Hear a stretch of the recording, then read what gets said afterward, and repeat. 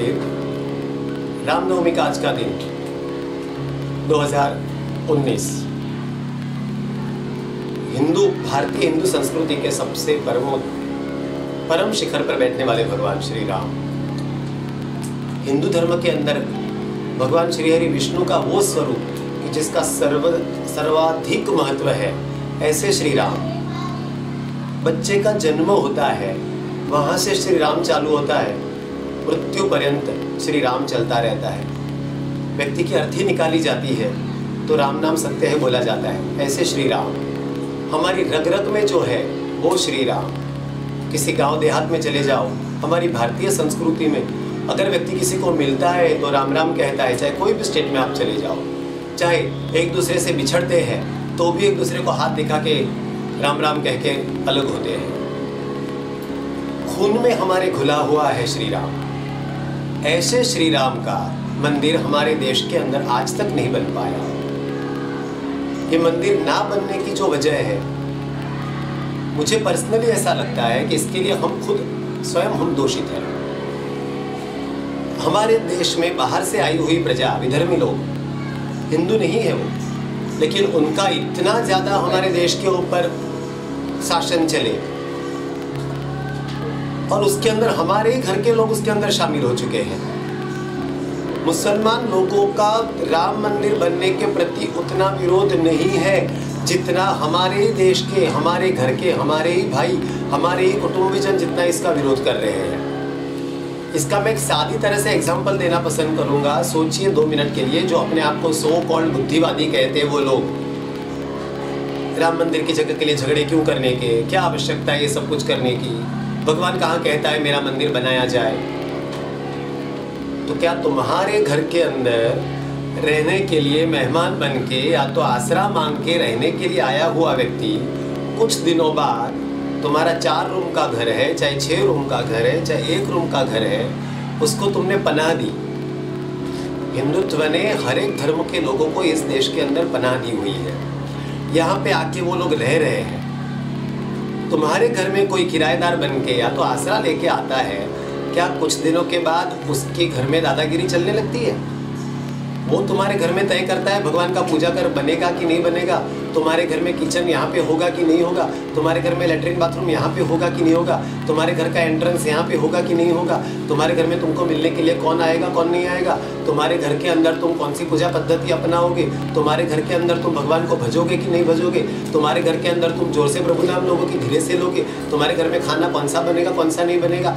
ये सब क्या डिसीजन ये अपने आप को बुद्धिवादी कहने वाले लोग क्या दूसरे अपने घर में लोगों को बसा के उनके ऊपर छोड़ते हैं? उनकी इच्छा से चलता है ये सब कुछ। तो इस मेरे भारत देश के अंदर जहाँ के आराध्य भगवान शिव, भगवान श्री राम, माता जी की जहाँ पे लगातार पूजा होती हो, 4 नवरात्रे होते हो, उसमें से 2 नवरात्रे तो सिर्फ राम के प्रति समर्पित है। एक नवरात्रा श्री राम जन्म के पहले किया गया हुआ कि परम शक्ति माँ कौशल्या के गर्भ में संतान बन के आएगी, तो उसको धारण करने के लिए माँ के अंदर एक शक्ति होनी चाहिए, इसलिए किया गया नवरात्रा। और जिसके फलस्वरूप आज का दिन कि भगवान श्री राम अवतरित हुए। और दूसरा नवरात्रि ऐसा कि जिसके अंदर रावण जैसे दुष्ट का हनन करने के लिए भगवान श्री राम ने नवरात्रि की और शक्ति प्राप्त करके दशहरे के दिन रावण का वध किया। ऐसे श्री राम का मंदिर हमारे देश के अंदर नहीं बन पा रहा, ये हमारे लिए सबसे बड़ी शर्म की बात है। एक हिंदू के लिए इससे बड़ी शर्म की बात नहीं हो सकती। अभी जो मैंने एग्जाम्पल बताया कि हमारे घर में दूसरा कोई आके रह रहा है और उसकी मर्जी से खाना बन रहा है, उसकी मर्जी को लेके हम चल रहे हैं। घर के अंदर 15 लोग हैं, लेकिन एक व्यक्ति आके दादागिरी कर रहा है, उसकी दादागिरी चल रही है। दादागिरी करने वाला उतने गुनहगार नहीं है जितने उस व्यक्ति के साथ हमारे घर के फूट के मिले हुए हमारे घर के मेंबर है। यही हालत अभी भारत देश की है। अपने आप को हिंदू कहलाने वाले हम सब मुसलमानों के प्रति या तो वो जो कोई भी विरोध करने वाले हैं, उनसे ज़्यादा हम भारतीय लोग ही इसके प्रति ज़्यादा उनको सहायता कर रहे हैं। मंदिर नहीं बनना चाहिए के नाम के नारे लगा के, ये अतिशय शर्म की बात है। हमारा बाप, हमारा पिता, हमारा आराध्य ऐसा श्री राम, उसका मंदिर ना बने। मुझे तो लगता है विश्व के सारे बाकी के विधर्मी देश के लोग तालियों पे तालियां मार के हंसते होंगे कि बहुत सही हुआ, देखा कितना कायर देश है, अपने आराध्य की एक मंदिर नहीं बना सकता, हजारों सालों से लड़ाई लड़ी जा रही है, लेकिन वो काम नहीं हो पा रहा। और ये हमारे लिए बहुत नालिश की बात है, तुम सभी के लिए, मेरे लिए, हम सभी के लिए अत्यंत शर्म की बात है कि इसके बारे में चर्चा छेड़ने की जरूरत ही कहाँ है। राम मंदिर इस देश के आराध्य देवता का स्थान है, वो बनना ही चाहिए, उसको बनने से कोई नहीं रोक सकता, वो बनना ही चाहिए। इसमें सवाल पूछना बेवकूफ़ी है। राम मंदिर बनना चाहिए कि नहीं, इसके बारे में चर्चा करने की कहाँ जरूरत है। मुझे ये नहीं पता चलता, ये चर्चा करके हम इन विधर्मियों को या इसका विरोध करने वालों को हम और शय दे रहे हैं। चर्चा की कोई आवश्यकता ही नहीं है। राम मंदिर वो राम की जगह है, उसको कोई प्रूव करने की आवश्यकता नहीं है। राम वहाँ पे उनका जन्म हुआ था और वो मंदिर बनना ही चाहिए। ये जो ढेर सियाने लोग अपने आप को कहते हैं कि राम मंदिर बने, उसके बारे में चर्चा हो, बैठ के चर्चा की जाए, उनके घर में उनकी माँ की या उनकी बाप की तस्वीर लगाने से पहले क्या अपने घर में जाके लोगों को पूछते हैं कि मेरे घर में मेरे बाप की तस्वीर लगाऊं कि ना लगाऊं, बाप की लगाऊं कि ना लगाऊं? तो राम हम हिंदुओं का बाप है, उसका मंदिर इस देश के अंदर बनाने के लिए हमें किसी को भी पूछने की कोई आवश्यकता नहीं है। ये पूछ के हम अपनी कायरता, हम हमारी नपुंसकता बता रहे हैं कि हम अभी भी दूसरों के ऊपर निर्भर रह के हम सारे डिसीजन ले रहे हैं। ये हिंदुओं का देश है, यहाँ पे पहले से हिंदू लोग रहे हुए हैं, बाकी की सारी प्रजाएं बाद में आई हुई है। हमारे आराध्य का मंदिर बनाने के लिए हमें किसी को पूछने का कोई सवाल ही पैदा नहीं होता है।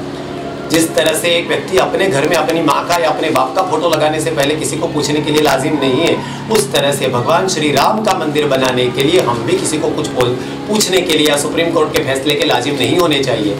इसके बारे में मुझे कोई पूछे तो बहुत बड़ा जन आंदोलन हो जाना चाहिए ऐसे हिंदू लोगों का, कि जो अपने घर में भी अगर कोई विरोध करता है तो उस व्यक्ति का विरोध किया जाए, कि राम का विरोध करने वाले को तो घर में भी जगह ना हो। ये मेरा मत है। श्री राम मंदिर बनना चाहिए और बनना चाहिए। जय श्री राम।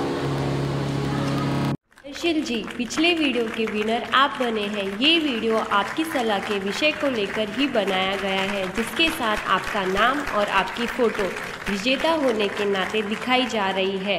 आपका गिफ्ट वाउचर पेटीएम द्वारा भेज दिया गया है। दोस्तों, आप सभी भी दर्शिल जी की तरह विजेता बन के वाउचर पाकर अपना नाम और अपनी फ़ोटो नए वीडियो में देख सकते हैं।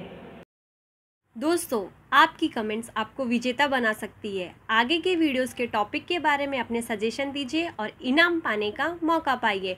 कमेंट्स के विजेता के नाम नेक्स्ट वीडियो की शुरुआत में घोषित किया जाएगा। इसीलिए महाराज जी के वीडियो को ज़्यादा से ज़्यादा लाइक कीजिए, शेयर कीजिए और सब्सक्राइब कीजिए। बेल आइकन को दबाना ना भूलें, जिससे कि हमारे नए वीडियोस आप तक पहुँच सके।